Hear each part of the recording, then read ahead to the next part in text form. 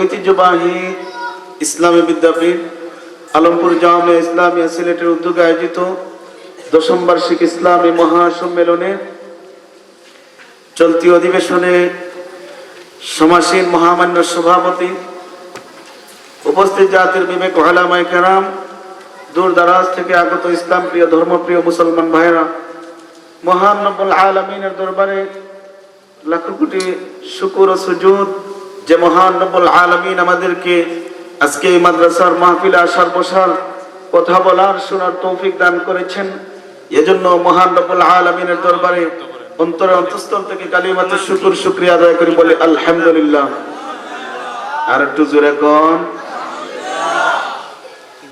ইয়ারফাইল্লাহুল্লাযীনা আমানু মিনকুম ওয়াল্লাযীনা উতুল ইলমা দারাজাত। আল্লাহ তাআলা বলেন, যারা মুমিন বান্দা এবং যারা ইলমওয়ালা, আল্লাহ তাআলা বলেন যারা মুমিন বান্দা এবং যারা ইলমওয়ালা, যারা ঈমানদার এবং যারা ইলমওয়ালা, তাদের মর্যাদা বাড়িয়ে দিয়েছেন কে? আল্লাহ তাআলা বাড়িয়ে দিয়েছেন। সুতরাং বুঝা গেল যারা মুমিন বান্দা তাদের মর্যাদা আছে না নাই? আর জোরে কোন আছে। যারা ইলমওয়ালা যাদের মধ্যে ইলম আছে, আখিরাতের ইলম আছে, তাদেরও মর্যাদা আল্লাহ তাআলার দরবারে আছে। অনেক সময় আমরা মনে করি মোল্লা বেটা হুজুর মানুষ, দুনিয়ার সম্পদ নাই, কিন্তু হুজুর মানুষ দুনিয়ার সম্পদ না থাকলেও আখিরাতের সম্পদ আছে না নাই? সুতরাং আখিরাতের সম্পদ যার কাছে আছে তার দাম আল্লাহ তাআলার দরবারে আছে। এজন্যই আল্লাহ পাক রব্বুল আলামিন বলেন, ইয়ারফাইল্লাহুল্লাযীনা আমানু মিনকুম ওয়াল্লাযীনা উতুল ইলমা দারাজাত।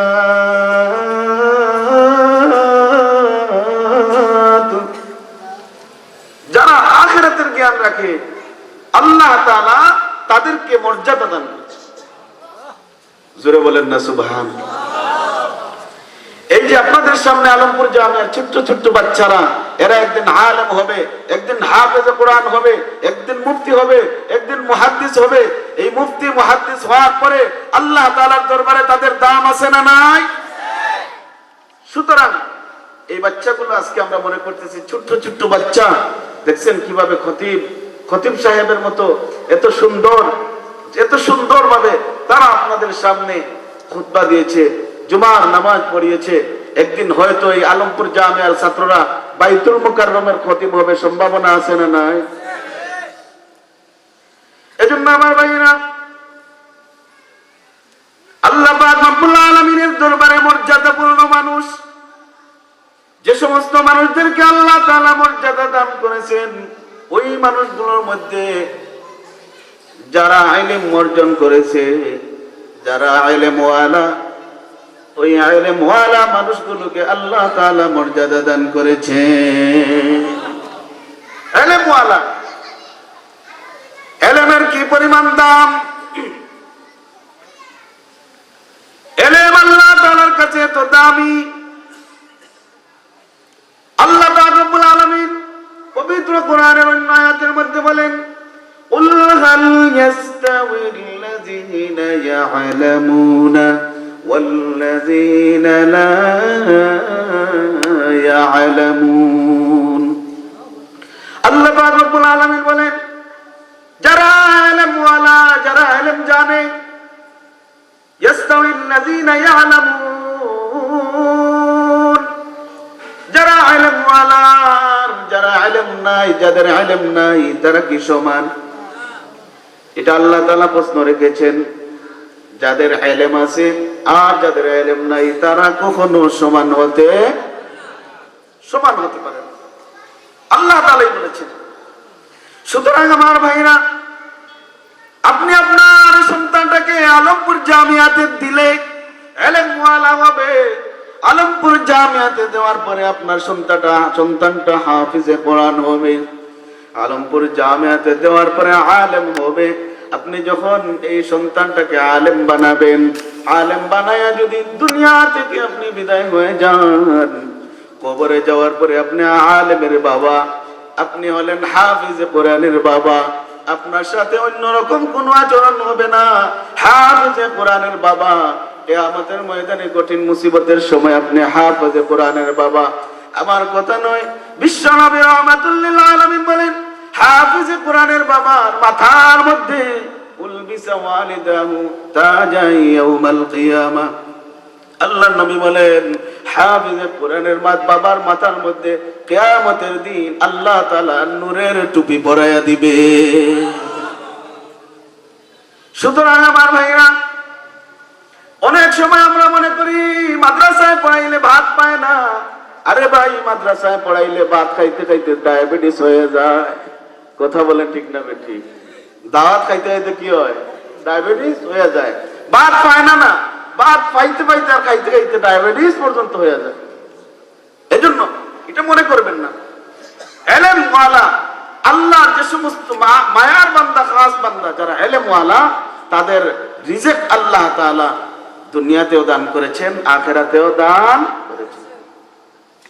আল্লাহ পাক রব্বুল আলামিন বলেন, মান আমিলা সালিহাম মিন যাকারিন আও উনসা ওয়া হুয়া মুমিনুন ফালানুহয়িয়ান্নাহু হায়াতান তাইয়্যিবা ওয়া লানাজজিয়ান্নাহুম আজরাহুম বিআহসানি মা কানু ইয়া'মালুন। যারা মাদ্রাসায় পড়বে, আমলে সালেহ করবে, যারা আমলে সালেহ করবে, আল্লাহ পাক রব্বুল আলামিন বলেন, ফালানুহয়িয়ান্নাহু হায়াতান তাইয়্যিবা। সর্বপ্রথম পুরস্কার আমি আল্লাহ তাআলা দান করব, তাদেরকে হায়াতে তাইয়্যিবা দান করব। 2 নাম্বার পুরস্কার আল্লাহ তাআলা দিবেন, ওয়ালা নাজজিয়ান্নাহুম আজরাহুম বিআহসানি মা কানু ইয়া'মালুন।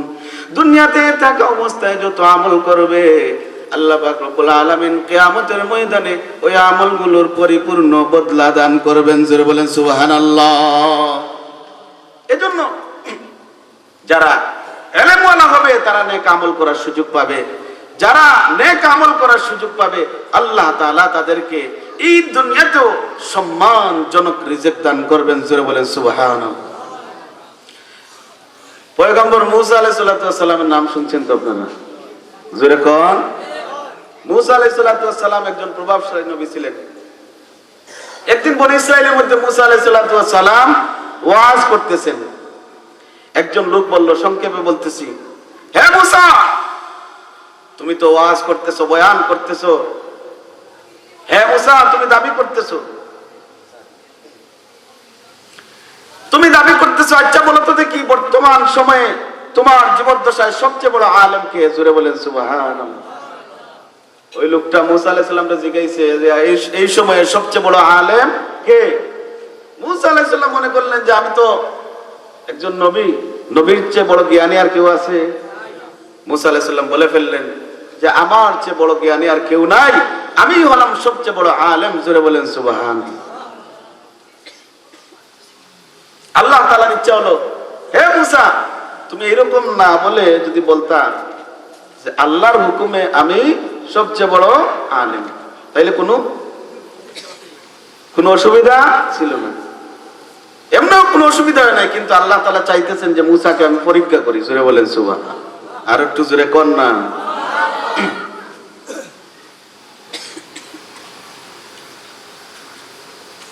মূসা আলাইহিস সালাম পরীক্ষার মধ্যে পড়ে গেলেন। আল্লাহ তাআলা পরীক্ষা করবেন।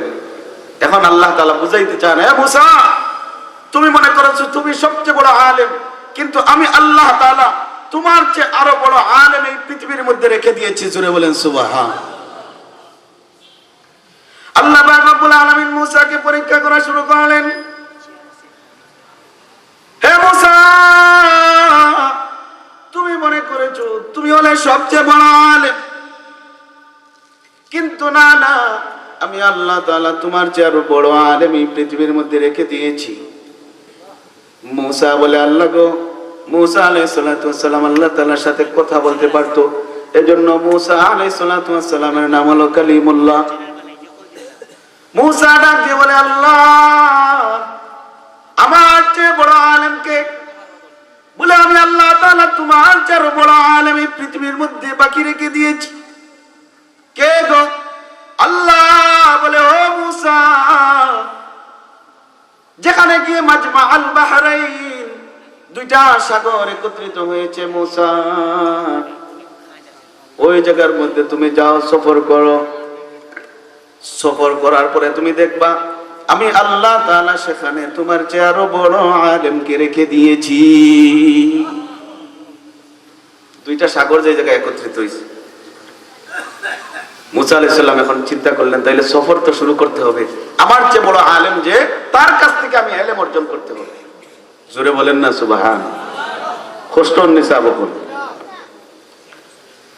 হযরত মুসা আলাইহিস সালাতু ওয়াস সালাম ইউশা ইবনে নুনকে নিয়ে সফর শুরু করলেন, খাদেমকে নিয়ে। আল্লাহ পাক রব্বুল আলামিন বললেন, মুসা সফর শুরু করার আগে এমন একটা ভাজি করা মাছ নিবা, একটা মাছকে তুমি ভাজি করে তোমার থলির মধ্যে নিবা। যখন সফরের মধ্যে তোমার খিদা লাগবে, খিদা লাগার পরে ওই থলি থেকে মাছটা বের করে তুমি এবং ইউশা ইবনে নুন দুজন তোমরা খাইবা। আল্লাহ তাআলার হুকুমে মুসা আলাইহিস সালাতু ওয়াস সালাম বড় একটা মাছ ভাজি করে থলির মধ্যে নিলেন, ব্যাগের মধ্যে নিলেন। সুবহানাল্লাহ বলবেন না? খুব মজার কাহিনী, বানানো কোনো কাহিনী না। সূরা কাহাফের ৬০ নম্বর আয়াত থেকে ৭১ নম্বর আয়াত পর্যন্ত এই ঘটনা বর্ণিত হয়েছে। আল্লাহ পাক রব্বুল আলামিন বলেন, হে মুসা, তুমি মাছটা ব্যাগের মধ্যে নিয়ে নাও। পয়গম্বর মুসা ব্যাগের মধ্যে মাছ নিয়ে ইউশা ইবনে নুন সহ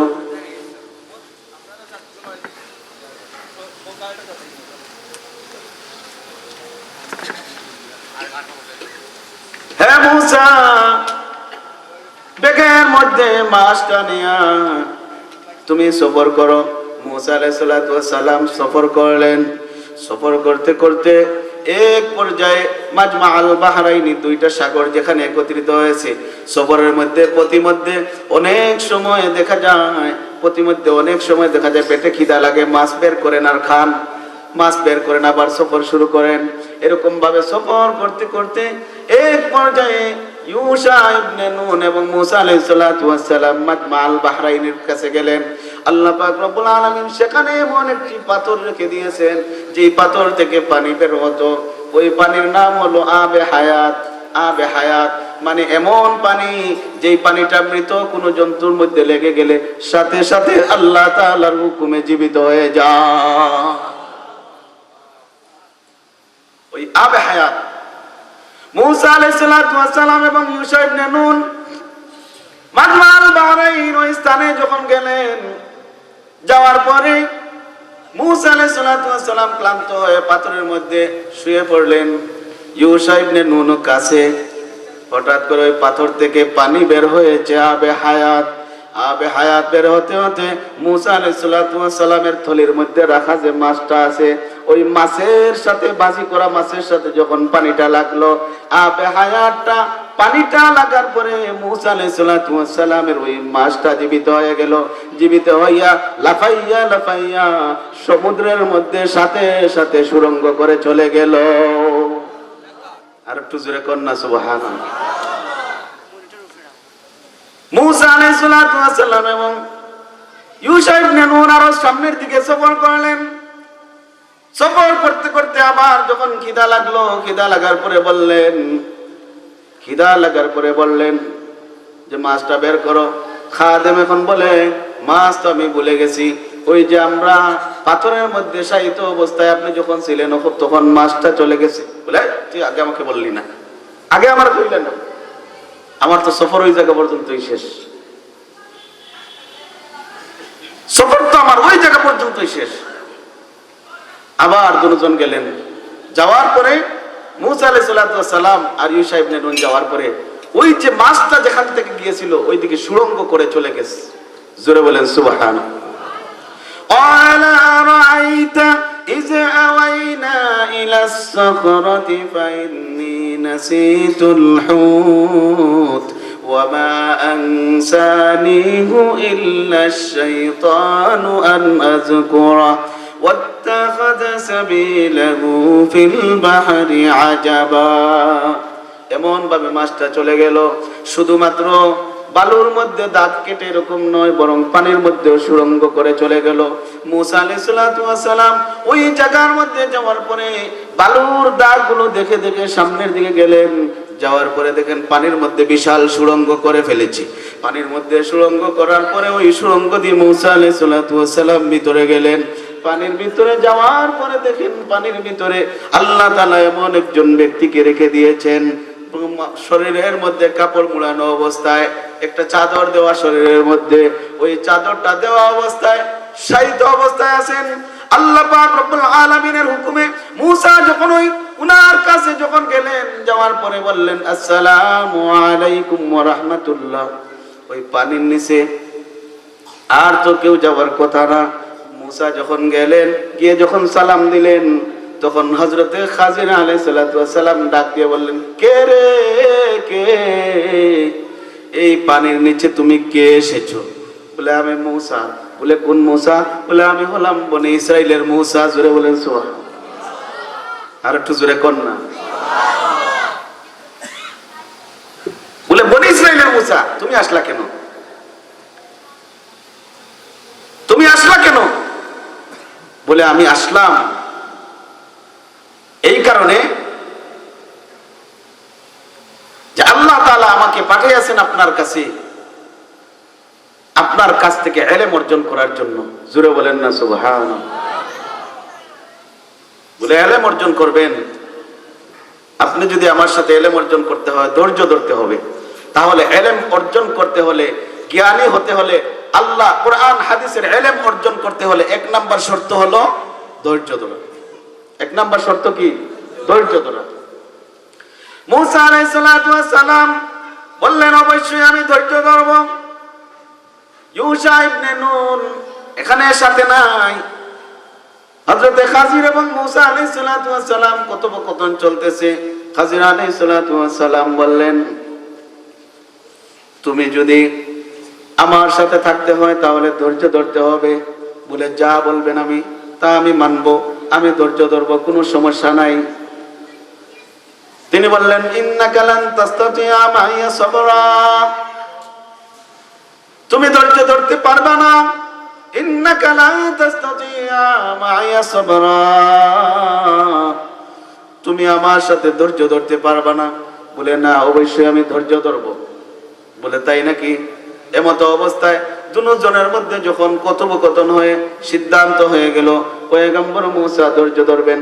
এবার খাজির আলাইহিস সালাতু ওয়াস সালাম এবং হযরতে মূসা আলাইহিস সালাতু ওয়াস সালাম একসাথে সফর করলেন। জোরে বলেন সুবহানাল্লাহ। সফর শুরু হয়ে গেছে। ধৈর্য ধরবেন, সফর শুরু হয়ে গেছে। সফর করতে করতে এক পর্যায়ে তারা দুজন সফর করতে করতে এক সময় একটা মাঠের কাছে গেলেন। যাওয়ার পরে সেখানে মাঠের কাছে যাওয়ার পরে ওই মাঠের সামনে একটা নদী। এখন সফর করতে করতে নদী তো পাড়ি দিতে হবে। নদী পাড়ি দিতে হলে নৌকার প্রয়োজন আছে না নাই? নৌকা লাগবে। এবার হযরতে খাজির আলাইহিস সালাতু ওয়াস সালাম উনার সামনে নৌকা আসলো। ফান্তালাকা হাত্তা ইযা রাকিবা ফিস সাফিনাতি খারাকাহা ক্বালা আখরাকতা লিতুগরিকা আহলাহা লাকাদ জিতা শাইআন নুকরা। নৌকার যখন প্রয়োজন, নৌকার প্রয়োজন যখন, তখন নৌকা সামনে চলে আসলো আল্লাহ তাআলার হুকুমে। জোরে বলেন সুবহানাল্লাহ। নৌকা দিয়ে হযরতে খাজির এবং মূসা আলাইহিস সালাম দুজন পাড়ি দিলেন। পাড়ি দেওয়ার পরে হযরতে খাজির ওই নৌকাটা ভেঙে ফেললেন। জোরে কন্না সুবহানাল্লাহ। মূসা আলাইহিস সালাম গরম না নরম? গরম নবী। বললেন, হে খাজির, আপনি এই লোকটা এত মায়া করে মহব্বত করে নৌকা দিয়ে নদীটা পাড়ি দেওয়াইলো, কিন্তু আপনি তার নৌকাটা ভেঙে দিলেন। বলে আগে না বলছি তুমি ধৈর্য ধরতে পারবা না, সুতরাং কোনো কথা নাই, যদি তুমি ধৈর্য ধরতে না পারো তাহলে তুমি আমার সাথে থাকতে পারবা না। তিনি বললেন না হুজুর, আর আমি কোনো কথা বলবো না, আমি ধৈর্য ধরবো, আমি আপনার সাথে থাকবো। জোরে বলেন সুবহানাল্লাহ। কিছুক্ষণ পর যাওয়ার পরে আবার কিছুক্ষণ পর একটা মাঠ পেলেন, সফর শুরু করলেন, মাঠ পেলেন। ওই মাঠে যাওয়ার পরে দেখলেন যে কিছু ছেলে ফেলেরা তারা খেলাধুলা করতেছে। হযরতে মূসা আলাইহিস সালাতু ওয়াস সালাম দেখলেন যে খাজির আলাইহিস সালাতু ওয়াস সালাম একটা ছেলেকে ডাক দিলেন, ডাক দিয়ে তাকে কাছে নিয়ে এসে এমন থাপ্পড় দিলেন, থাপ্পড় দেওয়ার সাথে সাথে সে মারা গেল। নাউজুবিল্লাহ। মূসা আলাইহিস সালাতু ওয়াস সালাম খেপে গেলেন যে এই ছেলেটা একেবারে বেগুনাহ মাসুম বাচ্চা, নাফসান যাকিয়াতাম বিগাইরি নাফস লাকাদ জিতা শাইআন নুকরা। একটা মাসুম বাচ্চাকে আপনি তাকে মেরে ফেললেন, তাকে শেষ করে ফেললেন, এটা আমার বুঝে আসে না। খাজির আলাইহিস সালাতু ওয়াস সালাম বললেন মূসা, আগেই তো তোমাকে আমি বলেছিলাম তুমি আমার সাথে ধৈর্য ধরতে পারবা না। এবারও মূসা আলাইহিস সালাতু ওয়াস সালাম ধৈর্য ধরলেন, আর কোনো কথা বলেন না। সংক্ষেপে বলতেছি, অনেক লম্বা ঘটনা। এবার আবার সফর শুরু হয়ে গেল। সফর করতে করতে কিছু সময় পরে একটা এলাকার দিকে গেলেন, একটা গ্রামের দিকে গেলেন। ওখানে যাওয়ার পরে পেটের মধ্যে বড় খিদা লেগেছে। পেটের মধ্যে খিদা লাগার পরে ওই গ্রামের মানুষের কাছে খাবার চাইলেন, কিন্তু গ্রামের কোনো মানুষ তাদেরকে খাবার দিল না। উল্টা বলল, ওই থেকে আসছেন আপনারা, আমরা চিনি না, আপনাদেরকে খাবার দিতে পারবো না। খাবার পাইলেন না, চলে গেলেন সামনের দিকে। সামনের দিকে যাওয়ার পরে দেখলেন একটা দেয়াল পড়ন্ত অবস্থায়, ওই দেয়ালটাকে সোজা করে দিলেন। মূসা আলাইহিস সালাম বললেন, আগে তারা খাবার দিল না, আর এখন এদের কাজ আপনি করে দিলেন, এটা কেমন কথা? এই এলাকার মানুষ আপনার খাবার দিল না, লজিং দিল না, কোনো কিছুই দিল না, আর দেয়ালটা আপনি সোজা করে দিলেন এত কষ্টে। আপনি চাইলে তো লাকাদ জিতা, যদি আপনি চাইতেন, লাউ শিতা লাত্তাখাযতা আলাইহি আজরা, যদি আপনি চাইতেন হয়তো তাদের কাছ থেকে কিছু প্রতিদান নিতে পারতেন। জোরে বলেন সুবহান। এবার হযরত খাজির আলাইহিস সালাতু ওয়াস সালাম বলেন, আগেই তো আপনাকে আমি বলেছি কোনো কথা বলবেন না। প্রথমবার আপনি কথা বললেন, দ্বিতীয়বার আপনি কথা বললেন, 3 নাম্বার কথা বললেন, সুতরাং আপনি আমার কথা রাখেন নাই, আপনি কথা বলে ফেলেছেন, আর আপনার সাথে কোনো সমঝোতা নাই। হাযা ফিরাকু বাইনি ওয়া বাইনিক, সুতরাং এখানেই আমি এবং আপনার মধ্যখানে, এখানেই আমরা দুইজন আলাদা আলাদা হয়ে যাব। জোরে বলেন সুবহানাল্লাহ। আলাদা আলাদা হয়ে যাব। তবে হে মূসা, সময় সংক্ষেপ, লম্বা করে বলতে পারছি না, এবং আমাদের হযরত আলহামদুলিল্লাহ চলে আসছেন, তিনি আসতেছেন, আসার আগ পর্যন্ত এই বিষয়টা শেষ করে ফেলবো। তিনি বলতেছেন, হে মূসা, তুমি যাওয়ার আগে 3টা জিনিস, তুমি তো ইলম শিক্ষা করার জন্য আসছিলা আলমপুর জামিয়াতে, আলমপুর মাদ্রাসায় তুমি ইলম অর্জন করার জন্য আসছিলা। হে মূসা, যাওয়ার আগে কমপক্ষে 3টা জিনিস তুমি শুনে যাও, কোন কারণে আমি কি করলাম। জোরে বলেন সুবহান। হে মূসা, সর্বপ্রথম যে নৌকাটা আমি ভাঙলাম, এই নৌকা ভাঙার কারণ কি তুমি জানো? এই নৌকাটা ছিল ইতিম বাচ্চাদের, গোলাম, ইতিম, গরিব, অসহায় মানুষের। কিছুদিন পরে এই এলাকার যে বাদশা আছে, ওই বাদশা সমস্ত ভালো নৌকাগুলো নিয়ে নিবে, ভাঙ্গা চোরা যে সমস্ত নৌকা আছে ওগুলো নিবে না, ভালোগুলো নিয়ে যাবে। আমি চিন্তা করলাম, এই ইতিম বাচ্চাগুলোর নৌকাটাও যদি এই দেশের রাজা জালেম বাদশা যদি নিয়ে যায়, এর পরবর্তীতে তারা কিভাবে খাবে? এজন্য আমাদেরকে ভাড়া নেয় নাই, সম্মান দেখাইছে। এরপরও তাদের নৌকাটা আমি ভাঙ্গার অর্থ হলো, আমি যদি ভেঙ্গে দেই তাহলে এই ভাঙ্গা নৌকার কারণে জালেম বাদশা তাদের নৌকা নিবে না, আর নৌকাটা যদি না নেয় তাহলে এই নৌকার মাধ্যমে তারা কাজ করে নিজের পরিবার পরিজনকে চালানোর ক্ষেত্রে সক্ষম হবে। জোরে বলেন না সুবহানাল্লাহ। এই ব্যাখ্যাটা মুসা আলাইহিস সালামের জানা ছিল না, এই এলেম হইল। 2 নাম্বার, হে মুসা, ওই যে বাচ্চাটাকে আমি মারলাম, এই বাচ্চার মা বাবা অনেক ভালো। আমি চিন্তা করলাম এই বাচ্চাটা যদি বড় হওয়ার পরে তার মা বাবার বদনাম করবে, সুতরাং এই বাচ্চাটার বাঁচার দরকার নাই, আমি তাকে মেরে ফেললাম। ও মুসা, এজন্য আমি ওই ছোট্ট বাচ্চাটাকে থাপ্পড় দিয়ে মেরে ফেললাম। 3 নাম্বার হলো, হে মুসা, ওই যে দেয়ালটা,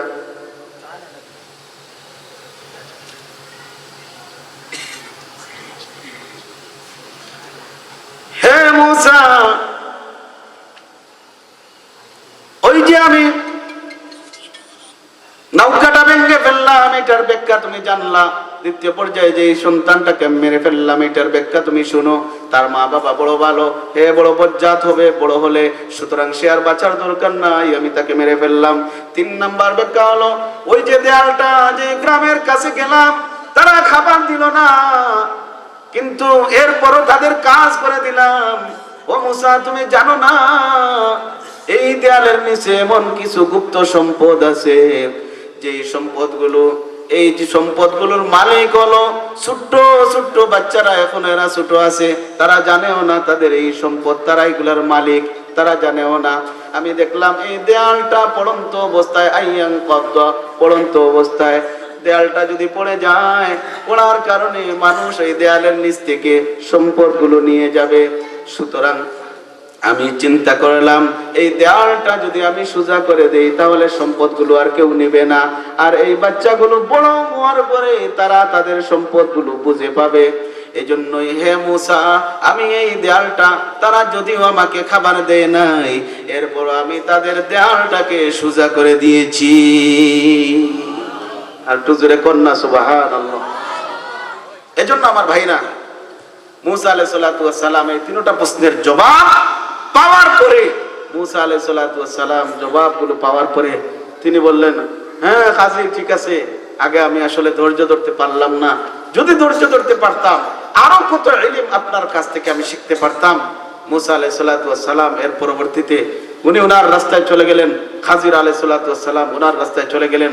তাহলে কোরআন শরীফের এই ঘটনা থেকে বোঝা গেল, যদি ইলম অর্জন করতে হয় 1 নাম্বার হলো মান্যতা থাকতে হবে, যদি ইলম অর্জন করতে হয় 2 নাম্বার হলো ধৈর্য ধারণ করা থাকতে হবে, ধৈর্য ধরতে হবে। 3 নাম্বার হলো যদি ইলম অর্জন করতে হয় তাহলে কষ্ট করা লাগবে। কথা বলেন ঠিক না বেঠিক? কষ্ট ছাড়া কোনো সময় ইলম অর্জন হবে? কষ্ট ছাড়া কোনো জ্ঞান অর্জন হবে না। মাদ্রাসার ছাত্ররা কিভাবে কষ্ট করে, স্কুল কলেজের ছাত্ররা বাড়িতে থাকে, বাড়িতে থাকা অবস্থায় 2-3 ঘন্টা মিলিয়ে পড়ে, যেমন বাকি টাইমটা খেলাধুলা ইত্যাদির মধ্যে কাটায়, কিন্তু হিসাব করলে দেখা যায় আপনি মাত্র 2 থেকে 3 ঘন্টা দৈনন্দিন পড়ালেখা করে। কথা বলেন ঠিক না বেঠিক? কিন্তু আপনার ছাত্রটা যখন আলমপুর জামিয়াতে দিবেন, আমাদের এই মাদ্রাসায় যখন আপনার সন্তানটা দিবেন, হেফখানায় যদি ভর্তি করে দেন, ভর্তি করে দেওয়ার পরে আমরা ওই হেফখানায় ওই বাচ্চাটাকে যখন ভর্তি করব, ভর্তি করার পরে তাকে আমরা রুটিন দেব, 24 ঘন্টার রুটিন, 2 ঘন্টার না, 3 ঘন্টার না, কয় ঘন্টা? আরো জোরে কর, 24 ঘন্টা। হেফখানা হাফেজ হওয়া এত সহজ না বাবারে, হাফেজ হওয়া এত সহজ না। 3 বছর পর্যন্ত 24 ঘন্টা রুটিনের মধ্যে থাকার পরে একজন হাফেজে কোরআন হয়। জোরে বলেন সুবহানাল্লাহ। ওই হাফেজে কোরআন হওয়ার জন্য যে বাচ্চাটাকে আপনি দিলেন, ওই বাচ্চাটা ফজরের আগ মুহূর্তে তাহাজ্জুদের সময় হুজুর তাকে তুলে দেন, তাহাজ্জুদের সময় উঠে আল্লাহর দরবারে ওই বাচ্চাটা এমন ভাবে কান্নাকাটি করে তাহাজ্জুদের নামাজ পড়ে। এর পরবর্তীতে ফজরের সময় হলে ফজরের নামাজ পড়ে।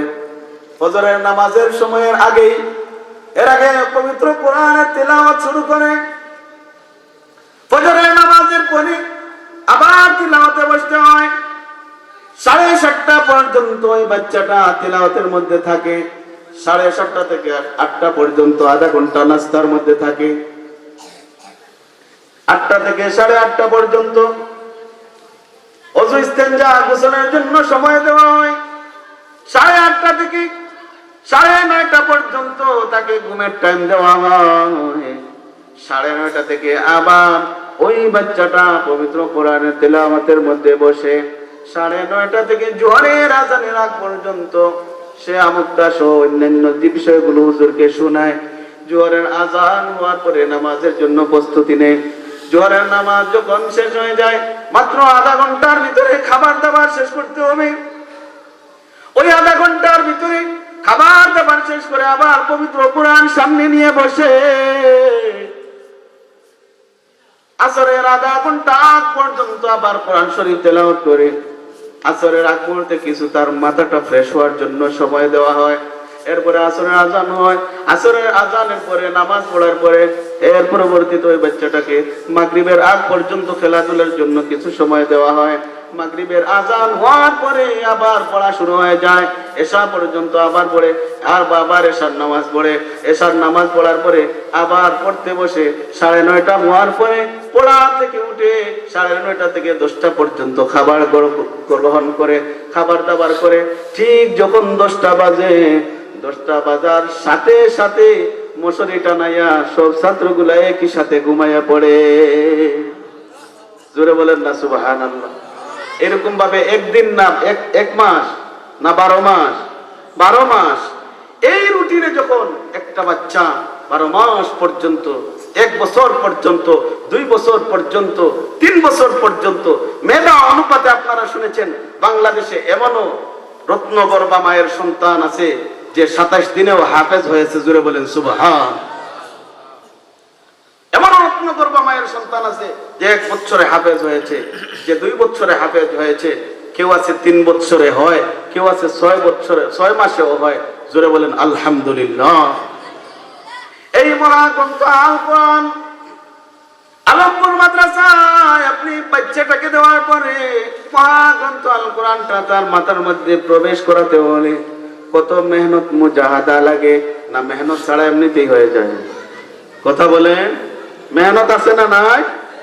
মেহনত ছাড়া হয় না। এত মেহনত মুজাহাদার পরে একটা বাচ্চা হাফিজে কোরআন হয়। এই হাফিজে কোরআনের বাবা যখন আপনি হবেন, কিয়ামতের ময়দানে কঠিন মুসিবতের সময় আপনার মাথার মধ্যে আল্লাহ তাআলা হাফিজে কোরআনের বাবা হিসাবে আপনার মাথার মধ্যে নূরের টুপি আল্লাহ তাআলা পরায়া দিবেন। জোরে বলেন সুবহানাল্লাহ। এগুলো খামখেয়ালি কোনো ব্যাপার না। পবিত্র কোরআনের হাফেজ হওয়া, আর যে ব্যক্তি হাফেজ হয়ে যায় তার জন্য আলেম হওয়া সহজ হয়ে যায়। জোরে বলেন সুবহান। কারণ যে সে যখন কিতাবখানায় ভর্তি হবে, কিতাবগুলো সামনে যখন আসবে, মাসআলা মাসাইল গুলো তার সামনে যখন আসবে, আসার পরে মাসআলা মাসাইলের ক্ষেত্রে যখন দলিলগুলো তার সামনে আসবে, দলিলগুলো তার সামনে আসার পরে সে তো হাফেজে কোরআন হিসেবে আয়াত তো আগের থেকেই পারে, আয়াত তো আগের থেকেই পারে। এখন আর আয়াত আলাদাভাবে মুখস্থ করার প্রয়োজন নাই।